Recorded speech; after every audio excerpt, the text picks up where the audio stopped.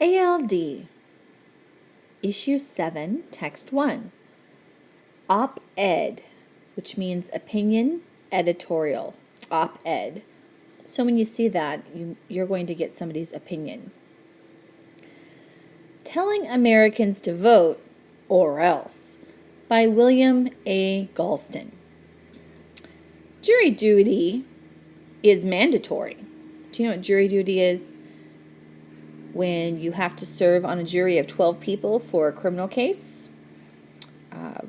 Those of us who are voting citizens get jury duty summons pretty much every year. So jury duty is mandatory, and if you don't respond to it, you could be arrested. So it is mandatory. Jury duty is mandatory. Why not voting? The idea seems vaguely un-American. Maybe so, but it's neither unusual nor undemocratic. And it would ease the intense partisan polarization that weakens our capacity for self-government and public trust in our governing institutions. Okay, I'm going to stop there for a second. Polarizing. So you think about the Earth, North Pole, South Pole. So we have the Republicans and the Democrats, and they're always fighting. Democrats say the Republicans are terrible. Republicans say the Democrats are terrible. We call that polarizing. They're on opposite ends. So it's polarizing and it's partisan, the two different parties, Democrats and Republicans. Okay? It would ease the intense partisan polarization that weakens our capacity for self-government, and especially the public trust part, because most people are pretty much fed up with Republicans and Democrats. And we don't trust our leaders, right? Public trust. Okay, so let's read through that again. Jury duty is mandatory. Why not voting? The idea seems vaguely un-American. Maybe so, but it's neither unusual nor undemocratic. And it would ease the intense partisan polarization that weakens our capacity for self-government and public trust in our governing institutions. 31 countries have some form of mandatory voting, according to the International Institute for Democracy and Electoral Assistance. The list, 31 countries, the list includes 9 members of the Organization for Economic Cooperation and Development and 2/3 of the Latin American nations. More than half back up the legal requirement with an enforcement mechanism, while the rest are content to rely on the moral force of the law. Okay, so enforcement mechanism, some sort of consequence or punishment if they do not vote. And moral force of the law is do the right thing. We're not going to punish you, but you should do the right thing. That's the moral force of the law. Despite the prevalence, how frequently we see it, prevalence, despite the prevalence of mandatory voting in so many democracies, it's easy to dismiss the practice as a form of statism. Statism such as, what are we talking about? We're talking about dictatorships. We're talking about Stalin, right? Lenin, Hitler, Mussolini. Okay, statism. Let's go back to the beginning of the sentence. Despite the prevalence of mandatory voting in so many democracies, it's easy to dismiss the practice as a form of statism that couldn't work in America's individualistic and libertarian political culture. Now, there's some big words here. Individual, you know what that means. Our culture is individualistic. We believe in the power and the rights of the individual. That you should be able to do what you want to do. And if you don't want to vote, oh well. Libertarian, you know the word liberty.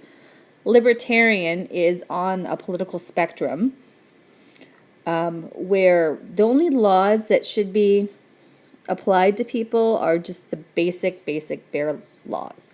Like don't kill, right? Don't steal. But everything else should be up to the individual person. So individualistic libertarian. So let's read that sentence one more time. Big words. Despite the prevalence of mandatory voting in so many democracies, it's easy to dismiss the practice as a form of statism that couldn't work in America's individualistic and libertarian political culture. But consider Australia. Okay, actually, we're going to pause there. And I would like for you to read this first bit with a partner, practicing a close read with a teacher and a student, leaving out key words.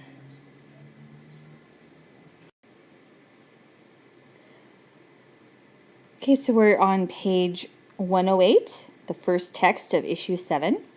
And the sentence said, but consider Australia, whose political culture is closer to that of the United States than any other English-speaking country.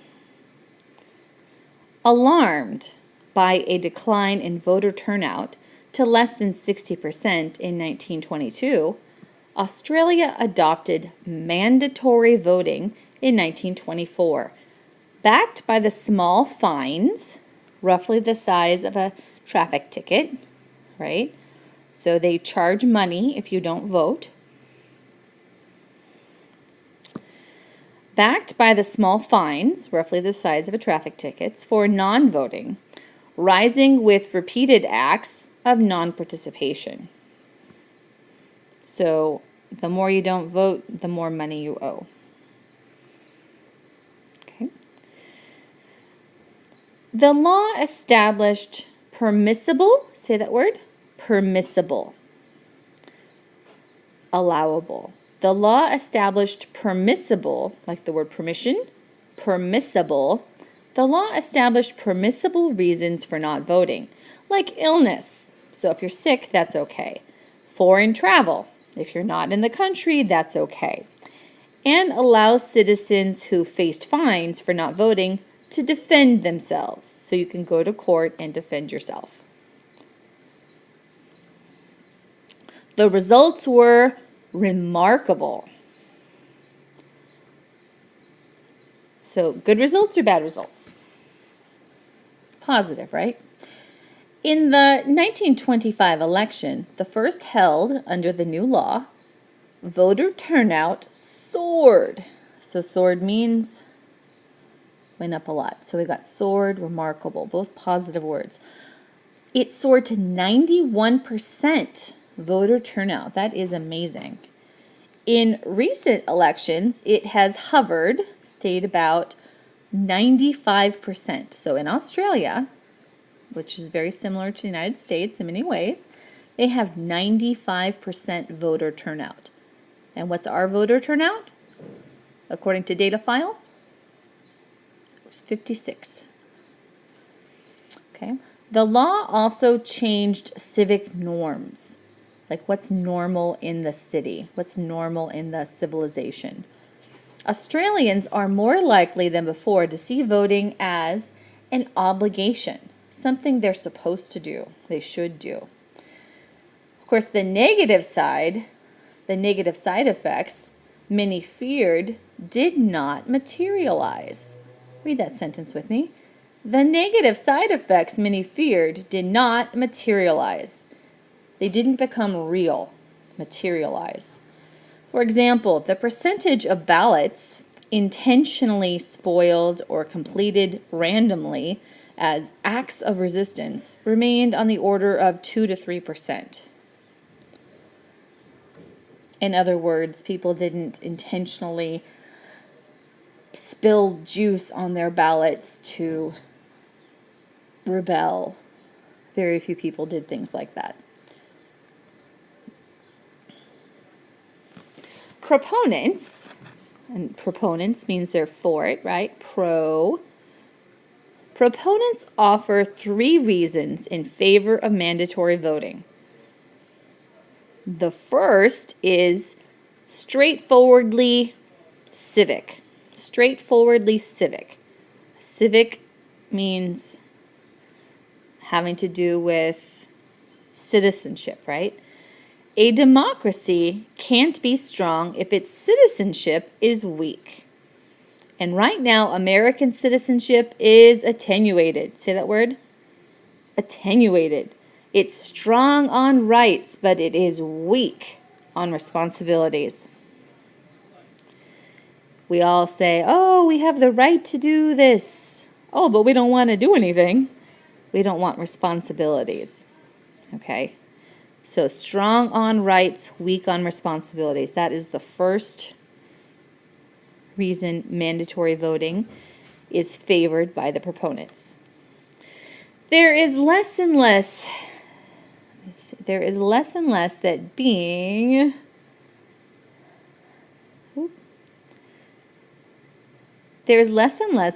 a citizen requires of us, especially after the abolition of the draft. That's when 18-year-old men could have their names picked to fight in wars. So that's been abolished. We don't have a draft right now. Okay? So what do we need to do as citizens? There's almost nothing required of us. Requiring people to vote in national elections once every 2 years would reinforce the principle of reciprocity at the heart of citizenship. Let's read that sentence again.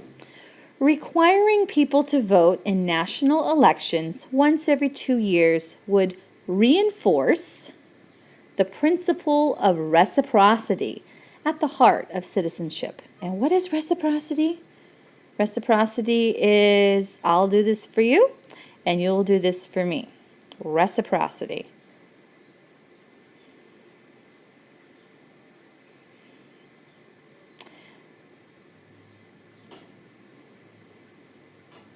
The second argument for mandatory voting is democratic.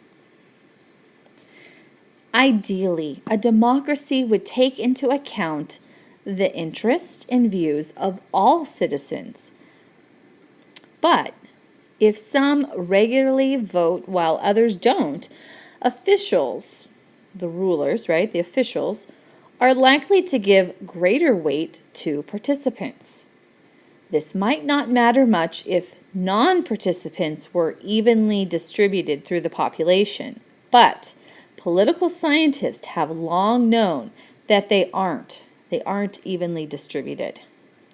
People with lower levels of income, so less money, and lower levels of education, less education, are less likely to vote.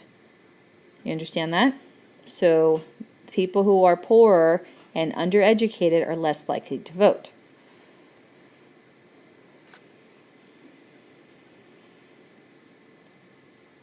As are young adults and recent first-generation immigrants.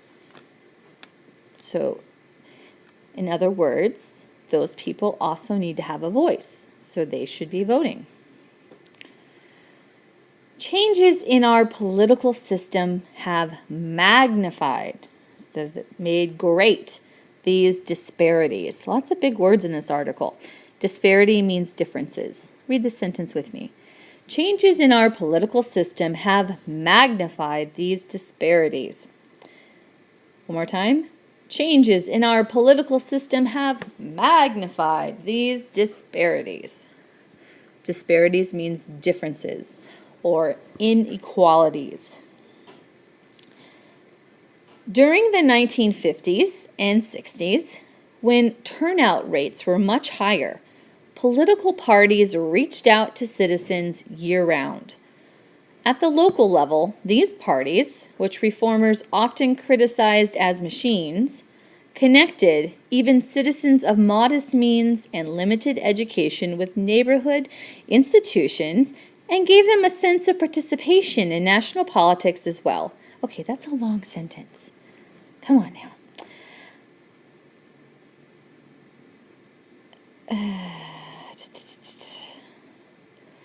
So we're saying that back 50, 60 years ago, okay, when more voters were coming to vote, political parties reached out to local groups, okay, and so there was more participation.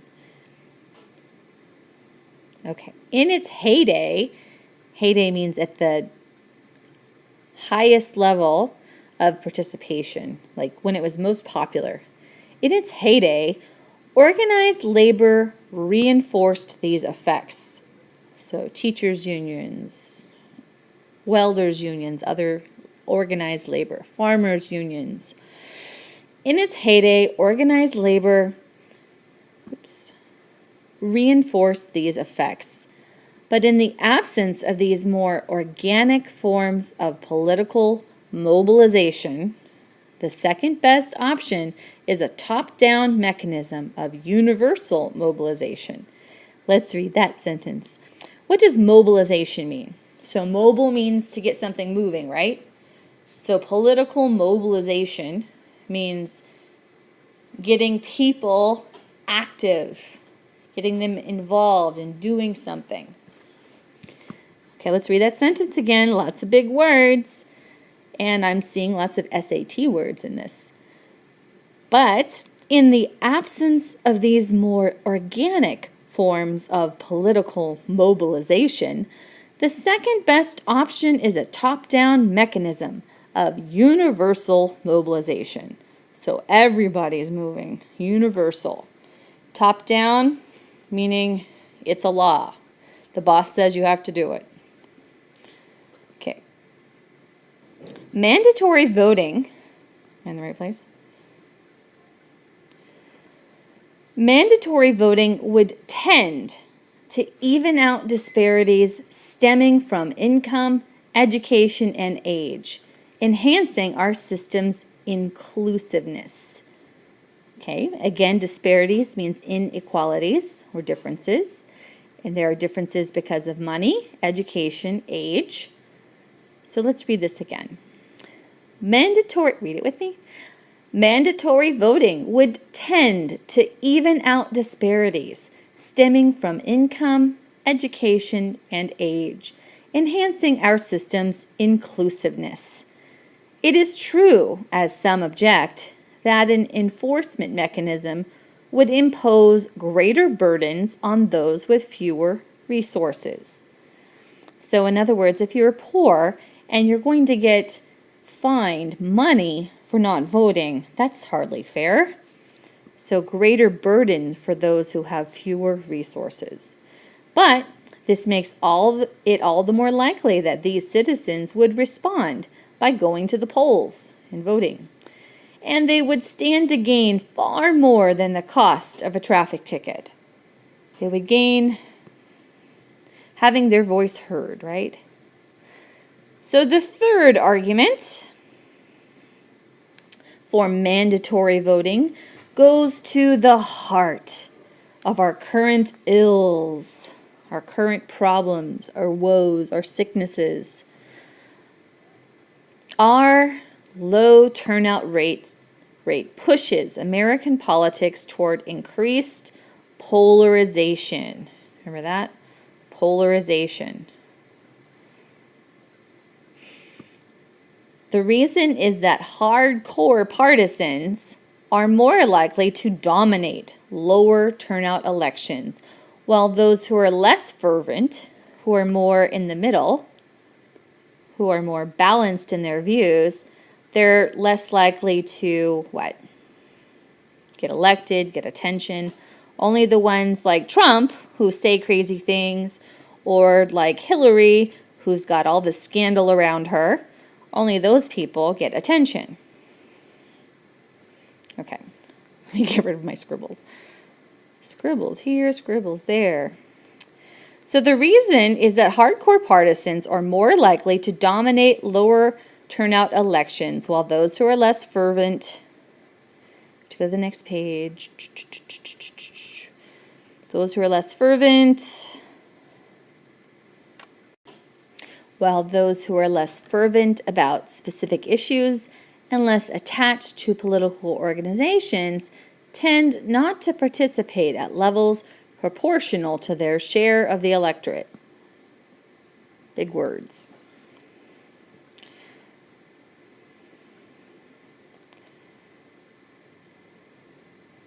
A distinctive feature of our constitutional system, elections that are quadrennial, so quad means 4, rennial means years, so 4 years. Elections that are every 4 years for president, but biennial, every 2 years, for the House of Representatives. Okay. A distinctive feature of our constitutional system magnifies these effects. It's bad enough that only 3/5 of the electorate turns out to determine the next president, but much worse that only 2/5, so 40%, of our citizens vote in House elections 2 years later. If events combine to energize one part of the political spectrum and dishearten the other, a relatively small portion of the electorate can shift the system out of all proportion to its numbers. In other words, when the Republicans have a big victory, the Democrats are very, very sad. And when the Democrats have a big victory, then the Republicans are very, very sad. And it can change the balance of powers. It says, out of all proportion to its numbers. And you'll learn more about that in your government class in 12th grade. Okay. Some observers are comfortable with this asymmetry, imbalance, unevenness. Everyone say asymmetry. Another SAT word.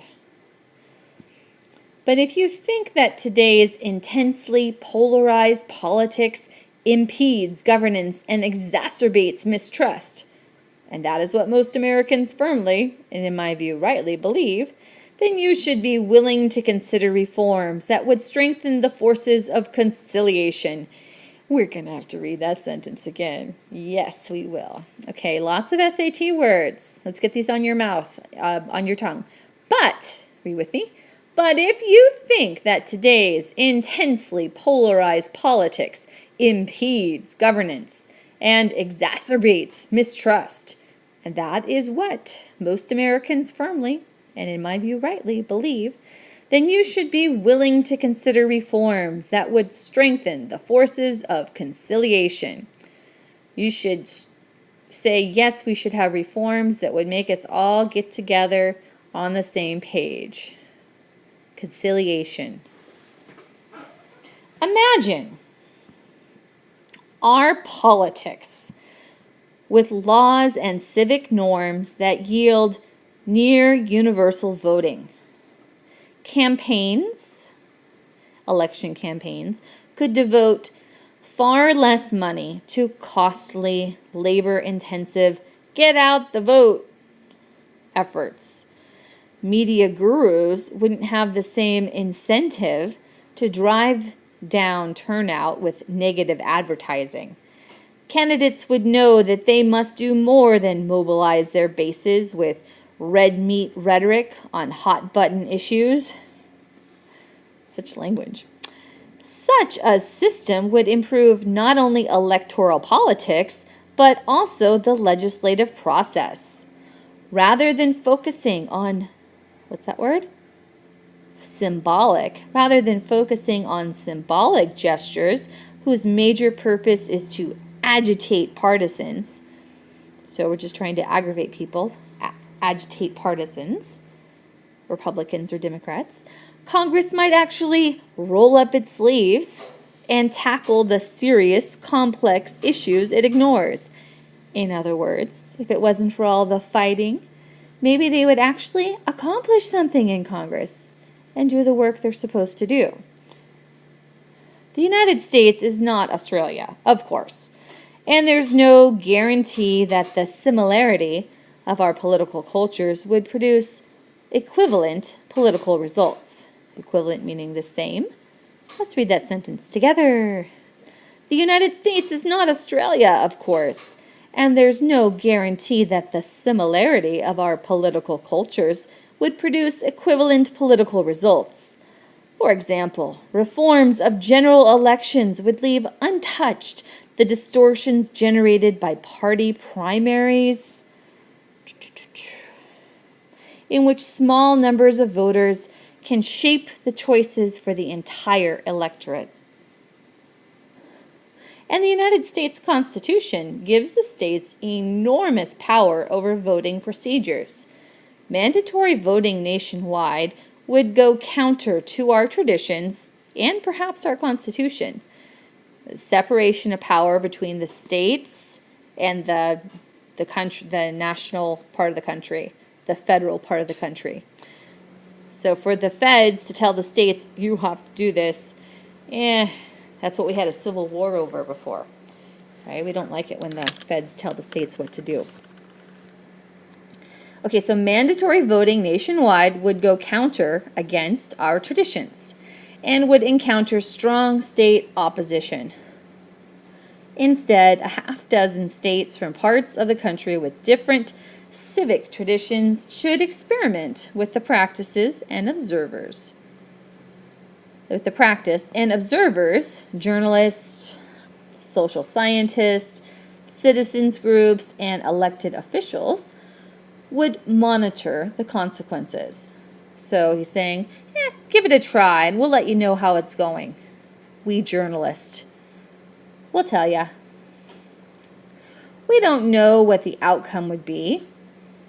But one thing is clear, if we do nothing and allow a politics of passion to define the bounds of the electorate, as it has for much of the last 4 decades, the prospect for a less polarized, more effective political system that enjoys the trust and confidence of the people is not bright. He's saying the future, where is it?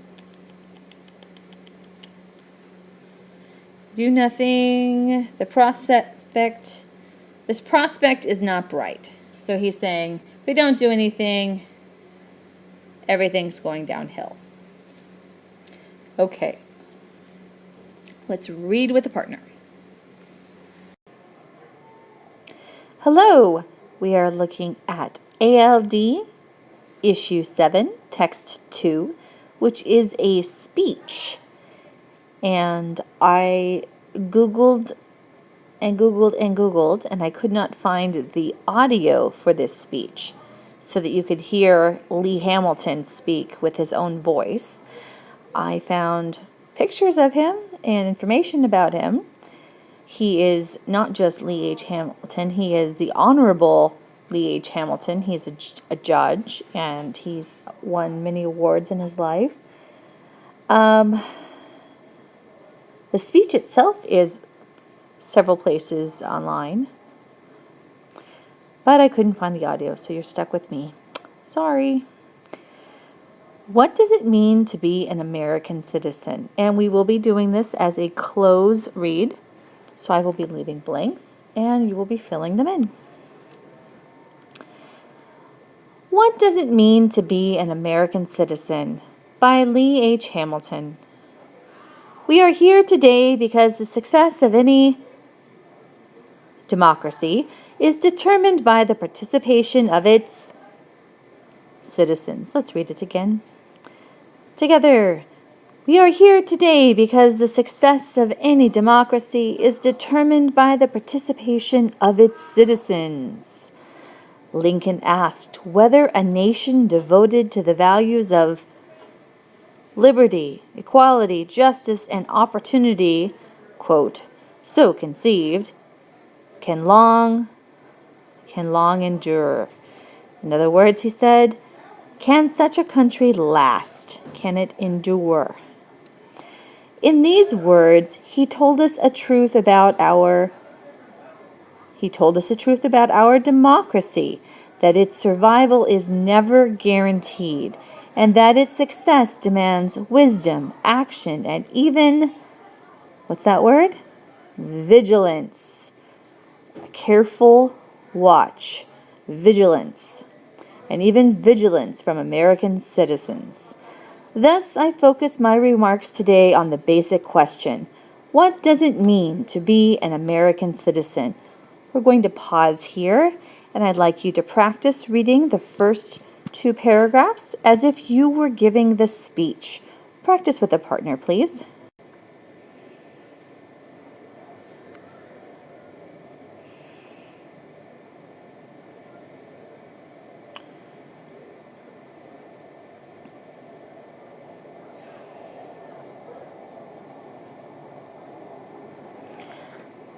Section 1.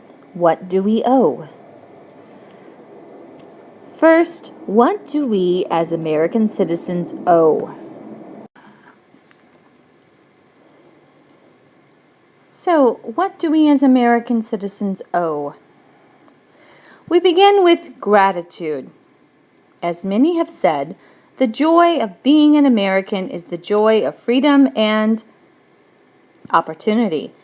We have been bequeathed freedom. Bequeathed means given. Read it with me. We have been bequeathed freedom, justice, and opportunity from the deeds and commitments, even the spilled blood of Americans who came before us. We did not earn the inheritance. We did not earn the inheritance.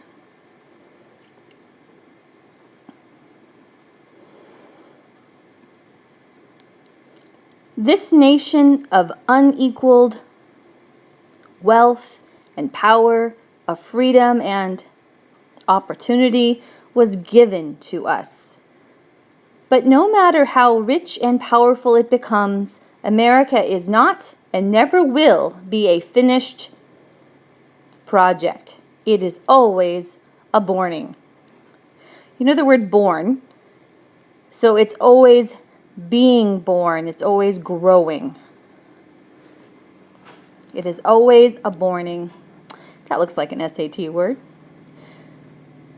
You and I are handed a work in progress, one that can evolve for good or for ill. Now, ill means sick, but in this sentence, good or not good, right? Can evolve for good or for bad, for evil. American democracy makes a wager, a bet on its citizens. The deal is simple. With freedom comes, say it again, with freedom comes obligation. With liberty comes duty. If that deal is not kept, democracy is threatened.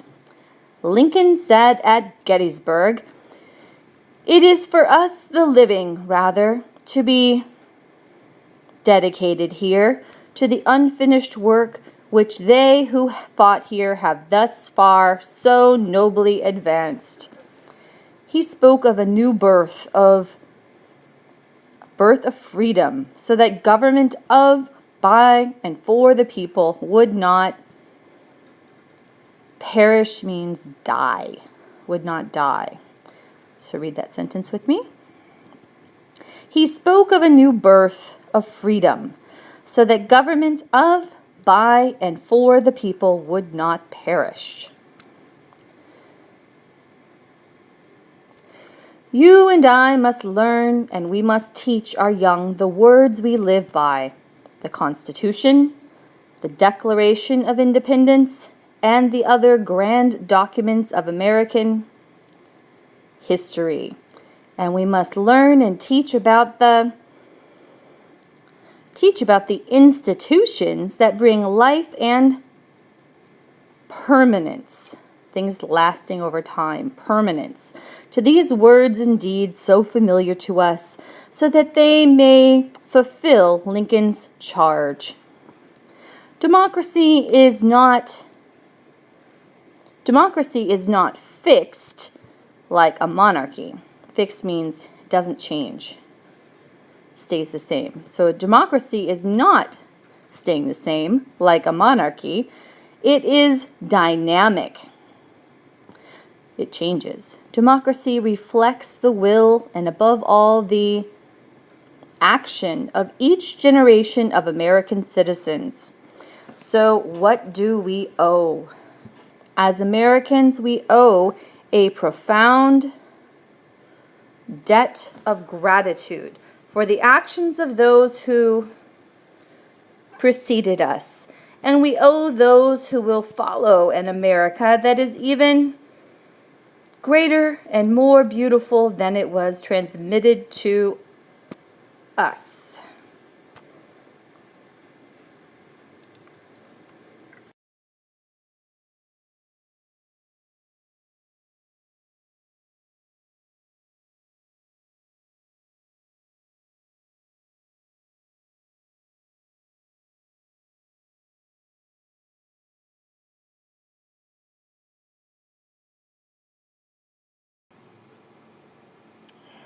ALD Issue 7, Voting and Citizenship, Text 3. Text 3 is a novel excerpt, meaning this is not an article. This is a smaller sample, a smaller piece from a large work of fiction, a novel. The light that shined from Ruleville, like a city where everything's rules. The Light That Shined from Ruleville, from the novel Countdown by Deborah Wiles.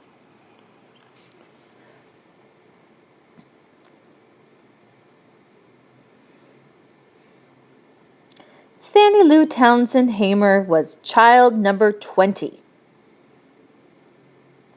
She had 14 older brothers and 5 older sisters, so she was the baby, born on a farm in the hill country of Mississippi in 1917, the same year as JFK, more than 50 years after the end of the Civil War.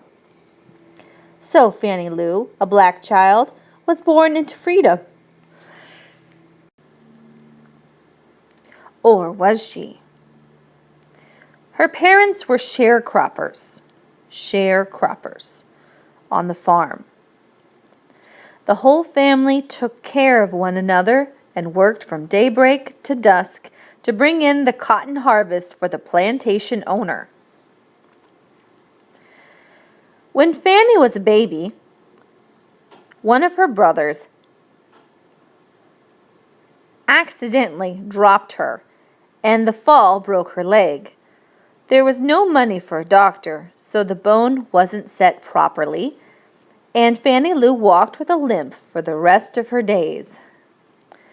When she was 2 years old, her family moved to Sunflower County, to another plantation, this one in the rich soil of the Mississippi Delta, where Fannie Lou grew up and lived for the rest of her life. Ruleville was the name of the town.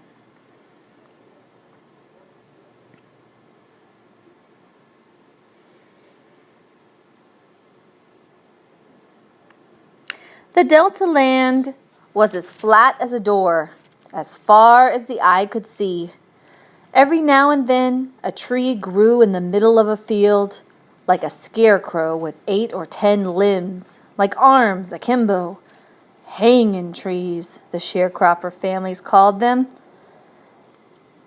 Like other sharecropper families living and working on plantations, Fannie Lou's family was paid to bring in the cotton, but they weren't paid much, and they weren't paid fairly.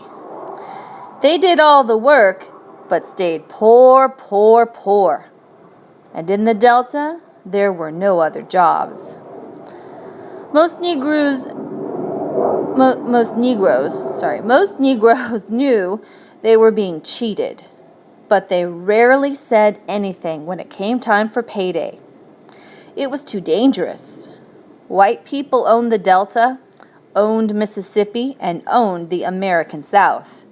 They made the rules, and they depended on their cheap labor, the black sharecroppers, to make them their fortunes. There were poor white families, too.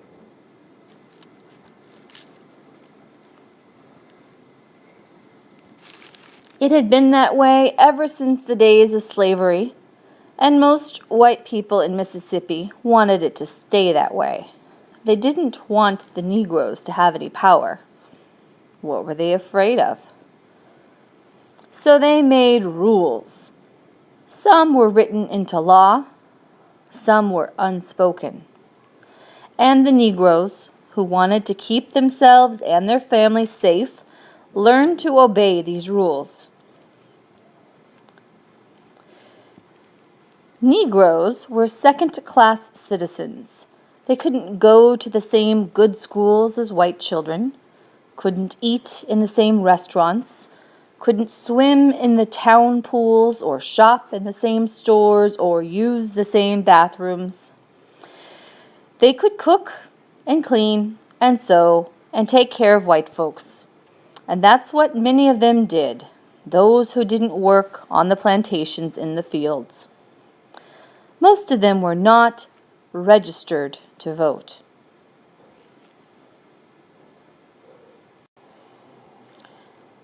They knew that asking for change was dangerous. Pushing for fairness had found many a black man hanging by his neck from a hanging tree, out in the middle of the Delta, or scraping the bottom of a riverbed nearby. So there was no money for shoes. In the summer, Fannie Lou went barefoot. In the winter, her mother tied rags around Fannie Lou's feet to keep them warm. But Fannie got so cold, she would stand in the places where the cows had been resting in order to warm her feet. Many black folks in Mississippi couldn't read or write or do their sums, their math, because they spent so much time in the cotton fields. They didn't go to school. Even when they could go to school, they didn't have the proper books or clothes or shoes. Fannie loved school. She was a spelling whiz and a fine reader. She loved to read so much, she would hop off the cotton wagon if she saw a scrap of newspaper by the side of the dirt road, and sometimes she'd go through the trash at the plantation owner's house looking for words in print to read.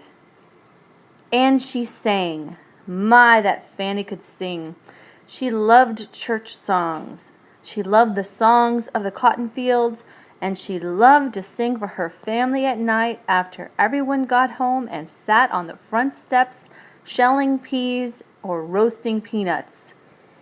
Her favorite song was "This Little Light of Mine."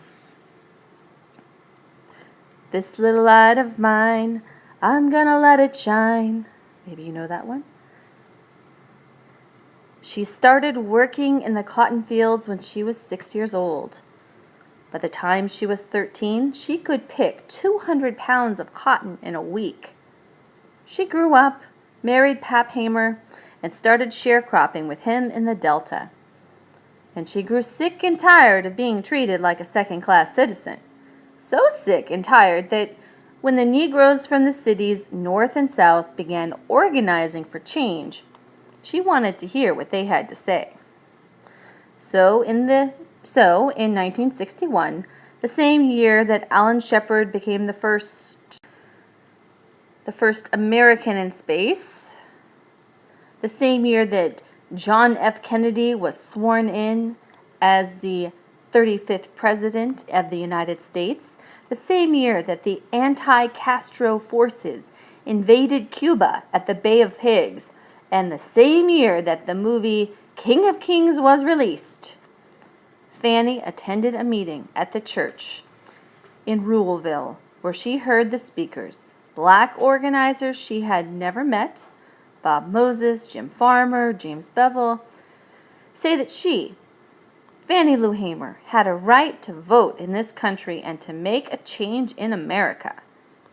I didn't know that a Negro could register and vote. Who will go with us on the bus to the courthouse to register to vote? Fannie Lou's hand was the first in the air. Had it up as high as I could get it.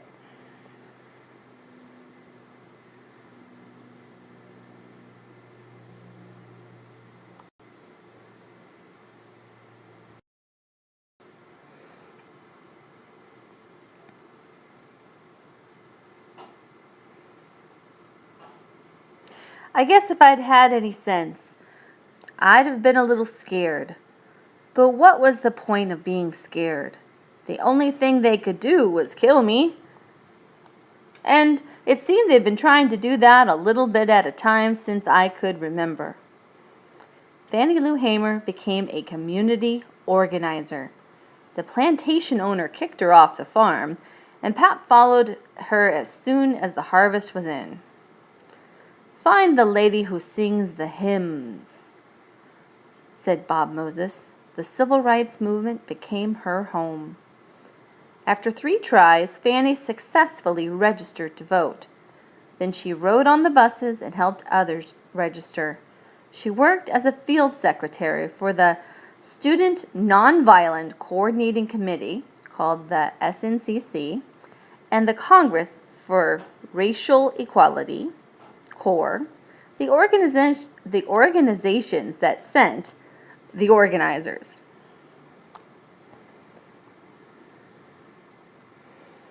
She was arrested. She was beaten. She was ridiculed. She was shot at. She was galvanized. I don't know if you know this word galvanized. We talk about galvanized steel. Steel that's been hardened to make stronger.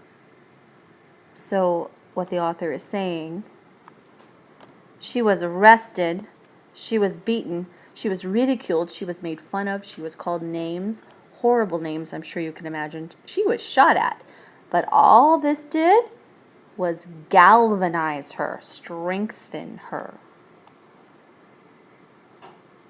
She spoke with fire from her heart in a voice that rolled like thunder. She sang to her compatriots to calm them. She led them in the songs of the movement, the civil rights movement. Ain't gonna let nobody turn me round. Fannie Lou became fearless. Hide it under a bushel, no, I'm gonna let it shine. We're tired of all this beating. We're tired of taking this. It's been 100 years and we're still being beaten and shot at. Crosses are still being burned because we want to vote. But I'm going to stay in Mississippi, and if they shoot me down, I'll be buried here. She worked with the Freedom Riders who came to Mississippi for Freedom Summer in 1964, most of them young white students from college campuses in the North. She helped train them just as she had been trained. Soon everyone knew who she was, even President Kennedy, and after he died, President Johnson. Fannie Lou was indeed registered to vote, and she wanted all black people to have the right to register and vote. To vote was to have the power to change things. She traveled to the Democratic National Convention in Atlantic City, New Jersey in 1964, and in front of television cameras, so all of America could see her and hear her, she said, "All my life I've been sick and tired. Now I'm sick and tired of being sick and tired.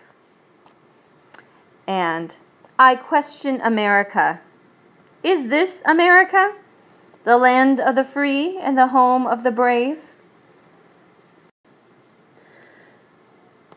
Fannie Lou Hamer changed her destiny when she raised her hand as high as she could get it that night in Ruleville and said yes. She changed the destiny of thousands upon thousands of people, black and white, and every color under the sun. She demanded human rights for all. And because she did, she helped change the world. In 1962, nobody knew that I existed. Then one day, the 31st of August, I walked off the plantation. From that time up until now, I met a lot of people. I met a lot of great people, both blacks and whites. People that we have walked together, we have talked together, we have cried together. Even of the people who beat her, she said, "Baby, you have to love 'em." I feel sorry for anybody who would let hate wrap them up. Ain't no such thing as I can hate anybody and hope to see God's face.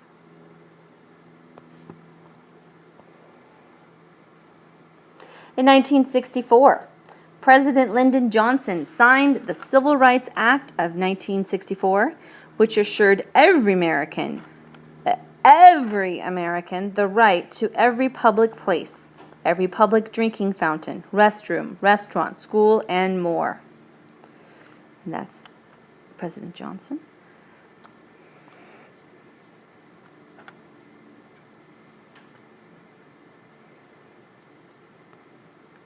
In 1965, President Johnson signed into effect the Voting Rights Act, which gave every American citizen of age the right to register and vote. He appeared on television and said, "I speak tonight for the dignity of man and the destiny of democracy. The Constitution says that no person shall be kept from voting because of his race or his color. We have all sworn an oath before God to support and to defend that Constitution. We must now act in obedience to that oath. Wednesday, I will send to Congress a law designed to eliminate illegal barriers to the right to vote." Fannie Lou had said it all along. Live up to the creed, live up to the Declaration of Independence, the Bill of Rights. In 1977, Fannie Lou Townsend Hamer died of cancer and probably of complications from the beatings she had received 14 years earlier as she struggled for her civil and human rights. She was 59 years old. Nobody's free till everybody's free. And the struggle continues. Meet the author, Deborah Wiles, from Mobile, Alabama. Her background: her father was an Air Force pilot and her family was stationed in D.C. during the 60s. She has vivid memories of ducking and covering under her school desk during air raid drills at the time of the Cuban Missile Crisis. She also sang in the Glee Club, was champion speller, and hated field day. On how Countdown became a documentary novel, she says, "Storytelling encompasses so much more than words on paper. And when I was researching this story, there was a rich motherlode of material, photographs, cartoons, songs, newspaper clippings. All these things were another way of telling the story."